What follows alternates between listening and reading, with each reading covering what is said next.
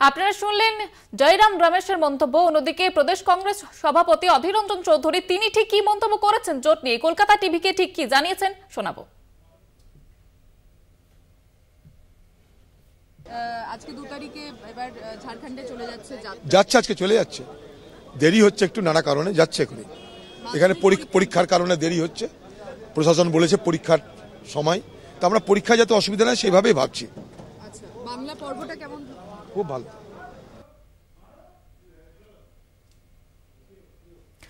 আপনারা শুনলেন অধীর রঞ্জন চৌধুরী তিনি ঠিক কি জানালেন। অন্যদিকে কংগ্রেসের তরফ থেকে যেমনটা জানা যাচ্ছে যে বারবার কিন্তু বলা হচ্ছে যে জোট লড়বে। অন্যদিকে মমতা বন্দ্যোপাধ্যায় অর্থাৎ তৃণমূল সুপ্রিমো মমতা বন্দ্যোপাধ্যায় তিনি কিন্তু বারবার দাবি করছেন যে তারা একাই লড়বে লোকসভা নির্বাচনে, বাংলায় লোকসভা নির্বাচনে একাই লড়বে তৃণমূল। এবং এ বিষয়ে কথা বলবো, বিশেষ প্রতিনিধি সুচন্দ্রিমা রয়েছে আমাদের সঙ্গে এই মুহূর্তে টেলিফোন লাইনে।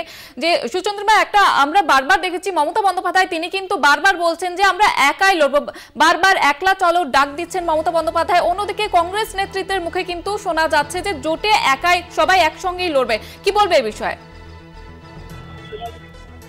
দেখো, আজকে বাংলা ছাড়ার আগেও কংগ্রেস নেতৃত্বের মুখে জোট প্রসঙ্গে তারা সদর্থক বার্তাই দিয়ে গেলেন।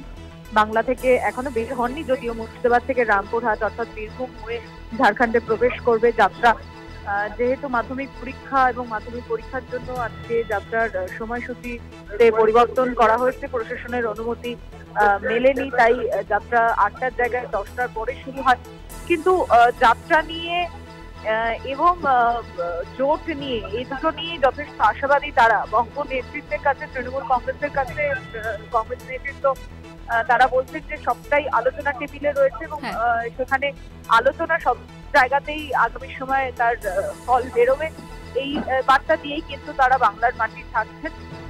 তৃণমূল নেতৃত্বের কাছে স্পষ্ট বার্তা দেওয়ার মতো জায়গায় কংগ্রেস নেতৃত্ব এখনো নেই, কারণ যেহেতু আসন ভাগাভাগি নিয়ে কোনো ফয়সলা হয়নি, তাই কোথাও তৃণমূল কংগ্রেসের একলা চলার নীতিকে তারা বলছেন না যে সেটা খারাপ, কিন্তু তারা বলছেন যে যেহেতু তিনি বিজেপিকে হারাতে চান আর কংগ্রেসেরও উদ্দেশ্য বিজেপিকে হারান, তাই এক যাত্রার পৃথক ফল হলো ফলটা যেহেতু বিজেপির হার, সেখানে কংগ্রেস নেতৃত্বের কিন্তু কোনো তাতে ভোট নেই। কিন্তু আসন ভাগাভাগি নিয়েও বা জোট নিয়েও যে সব জল্পনা উড়িয়ে দিচ্ছেন তারা, সেই কথাও কিন্তু বলছেন না। তৃণমূল কংগ্রেস জোটে আছে, কংগ্রেসও জোটে আছে এবং আগামী সময়ে সেই জোটের থেকে একটা সুনির্দিষ্ট সিদ্ধান্ত নিয়ে তারা লোকসভা নির্বাচনে একসঙ্গে লড়বে, সেই বার্তা কিন্তু প্রদেশ নেতৃত্বকে অন্তত কংগ্রেস হাইকমান্ড দিয়ে গেল ভারত জোড়ো ন্যায় যাত্রা থেকে। একেবারে ধন্যবাদ সুচন্দ্রিমা। বিশেষ প্রতিনিধি সুচন্দ্রিমা ছিলেন আমাদের সঙ্গে এই মুহূর্তে টেলিফোন লাইনে। কংগ্রেস নেতৃত্বের তরফ থেকে বারবার যেটা জানানো হচ্ছে যে ইন্ডিয়া জোট একসঙ্গে লড়বে। অন্যদিকে মমতা বন্দ্যোপাধ্যায়, তৃণমূল সুপ্রিমো মমতা বন্দ্যোপাধ্যায় তিনি কিন্তু একাধিক তোপ দিয়ে গেছেন কংগ্রেসকে এবং বারবার তিনি একলা চলো ডাকি দিয়ে যাচ্ছেন। বাংলায় ছোটখাটো ঘটনা ঘটছে এবং কংগ্রেস নেতৃত্ব ইন্ডিয়া জোটে লড়তে চায় এমনটাই জানানো হয়েছে। ইন্ডিয়া জোট মজবুত রয়েছে এমনটাই জানিয়েছেন জয়রাম রমেশ।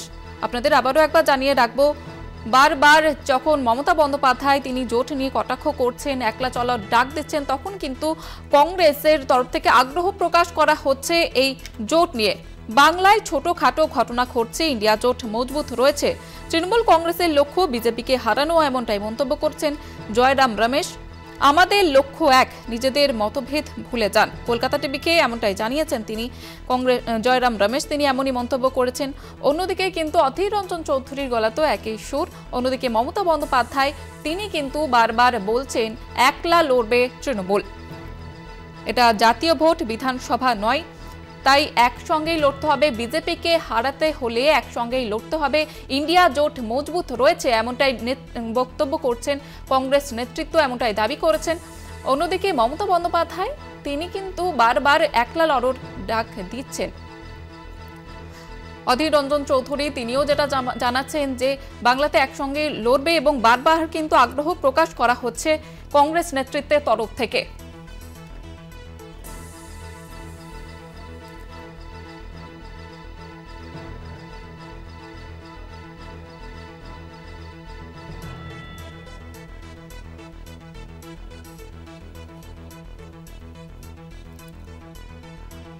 এই মুহূর্তে আমরা কথা বলে নেব। তৃণমূল সাংসদ শান্তনু সেন রয়েছেন আমাদের সঙ্গে এই মুহূর্তে টেলিফোন লাইনে। আপনাকে স্বাগত জানাবো কলকাতা টিভিতে।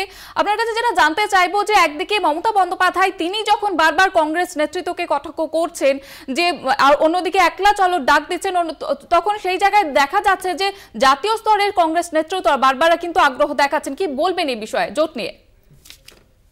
জাতীয় স্তরের কংগ্রেস নেতৃত্ব এই ধরনের কথা বললেও এই রাজ্যে যাত্রা চলাকালীন মাননীয় রাহুল গান্ধী যাকে পাশে নিয়ে ঘুরছেন, সেই মাথায় ফেটি বাঁধা প্রদেশ কংগ্রেসের সভাপতি, তিনি তো প্রতি মুহূর্তে বিগত কয়েক বছর ধরে কংগ্রেস, আমাদের নেত্রী মমতা বন্দ্যোপাধ্যায়, আমাদের সর্বভারতীয় সাধারণ সম্পাদক অভিষেক বন্দ্যোপাধ্যায় তাদের বিরুদ্ধে কুরুচিকর মন্তব্য করে যাচ্ছেন।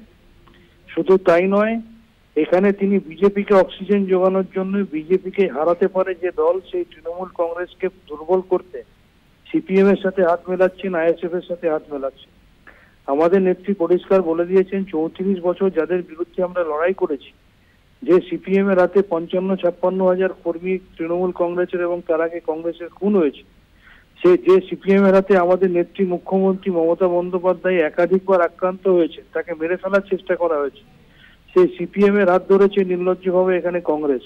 সেই কারণেই এখানে বিজেপির তল্পিবাহকতা করা এবং সিপিএম এর সঙ্গে চলা কংগ্রেসের সাথে তৃণমূল কংগ্রেস এই বাংলায় কোনোভাবেই চলতে পারবে না, এটা আমাদের নেত্রী পরিষ্কার বলে দিয়েছেন। জয়রাম রমেশ যে কথা বলছেন আর অধীর চৌধুরী যে কাজ এখানে করছেন, সেটা পুরো 180 ডিগ্রি বিপরীত, সেটা সবাই দেখতে পাচ্ছে। ধন্যবাদ জানাবো আপনাকে।